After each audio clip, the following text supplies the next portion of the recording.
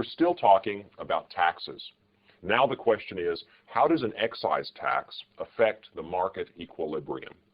We're going to use a supply and a demand diagram to show how the existence of an excise tax influences the price and quantity traded, and how it affects the amount of economic value that's created in a market. We start with our usual demand curve and supply curve. Now, if we had a free market, a market that had no interference, no taxes in it, the equilibrium would be where the curves cross. The equilibrium price would be here, and the equilibrium quantity would be right here. However, if we introduce an excise tax, that's going to mess things up a bit. You can show the excise tax in this diagram in either of three ways. Let me go through those three ways in turn.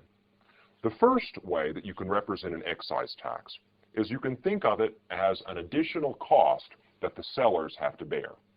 If the seller has to pay the excise tax, say the baker has to give the government $2 for every loaf of bread that he sells, then that's like an extra cost. It increases his opportunity cost of providing the bread for sale. So for every loaf of bread, we have to go through and add on $2 to the opportunity cost of providing it. What that's going to do is it's going to shift up the supply curve. It's going to shift up the cost curve, the opportunity cost curve, by the amount of the excise tax. So I could do that like this. It's a parallel shift. The whole curve moves upwards by $2 at every point to represent the excise tax as an extra cost. In that case, the new equilibrium is going to be where this curve, the tax-distorted curve, or the supply curve plus tax, crosses the demand curve. The equilibrium price will be here. The equilibrium quantity will be down below. And the difference between these two curves is the difference between the price that buyers pay and the price that the seller gets to keep after the tax. So we can show the excise tax as a shift in the supply curve. That is, we can think about it as an extra cost for sellers. The second way that we could represent the excise tax is we could show it as a cost that's imposed on buyers. Suppose buyers have to pay the excise tax. That is, suppose when you go in to buy a loaf of bread, you have to report it to the government and pay $2 to the government for every loaf of bread you buy from the baker. In that case, what happens is that the buyer lowers the price that he's willing to pay the baker. If the loaf of bread is worth $4 to you, and you've got to give $2 to the government every time you buy a loaf of bread, then you're only willing to give $2 to the baker himself. The government got $2 of your $4 reservation price. So we can think of this excise tax as a cost that's imposed on the buyers of bread. And we could show that by moving the demand curve downward by $2 at every point. By moving it downward, we're saying that the buyer is only willing to give the baker an amount that's $2 less than what he's willing to pay, because the government is going to take $2 of his price. So we could show it this way. The demand curve shifts downwards by $2 to give us what we might call a tax-distorted demand curve, or the demand curve minus the tax. This is what the buyer is willing to pay to the seller. In this case, our equilibrium price would be here at the intersection, and the equilibrium quantity traded would be here. Notice that this tells us the price that the seller actually gets to keep when the buyer comes in to buy the bread. The buyer, however, is paying $2 more for the bread. It just so happens that $2 is going to the government.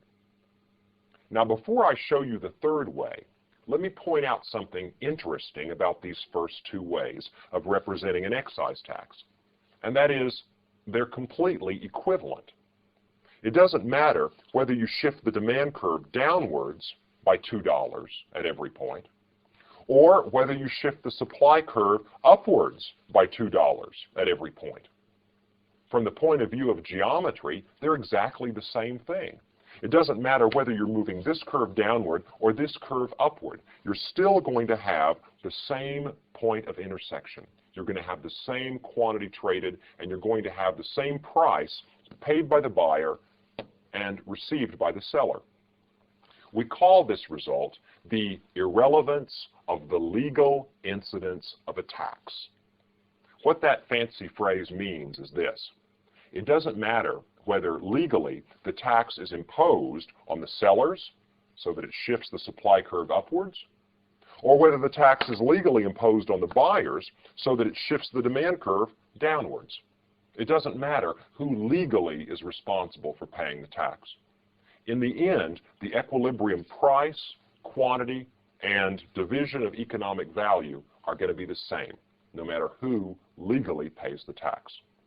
So, since it doesn't matter whether we shift the supply curve upwards or the demand curve downwards, there's a third way that we can show the tax that works in any case.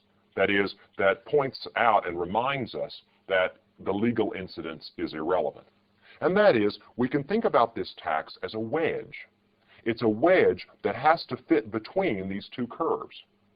The only trades that can take place in this market, the only trades that can take place in this particular market for bread are those trades where the buyers are willing to pay enough so that after the tax is subtracted, the sellers can cover their opportunity cost. What I do then is I look for the place where the tax wedge just fits between the demand curve and the supply curve, and that is going to be my equilibrium. That is the end of trades that can take place when the excise tax is imposed. So I'll slide my wedge right here until it just fits between the two curves. And I'll put a dot here and a dot here to represent the equilibrium. In equilibrium, with this tax wedge, what we have is buyers paying this high price here, we'll call this the demand price, sellers receiving this lower price, P sub S, we'll call this the seller's price, and the gap, or the difference between the two, is going to be the tax wedge, or the amount of money that's raised in taxes. The equilibrium quantity traded with the tax, we'll call this Q sub T, is the quantity that just leaves room for the tax wedge to fit between the buyer's price and the seller's price. Now, that's the same thing. The equilibrium that I've calculated here is exactly the same thing as if I had shifted the demand curve downwards by the $2 tax. My intersection would be at this point. The sellers would get this price, the buyers would be paying this price plus the $2 tax, and the quantity traded would be at this point on the axis. This equilibrium is also the same thing as if I had shifted the supply curve upwards by $2. In that case, we'd get this as our equilibrium price, what the buyers have to pay. But what the sellers get to keep is $2 less, because they are responsible for the tax. So, to summarize, there are three ways that you can represent an excise tax in a supply and demand diagram.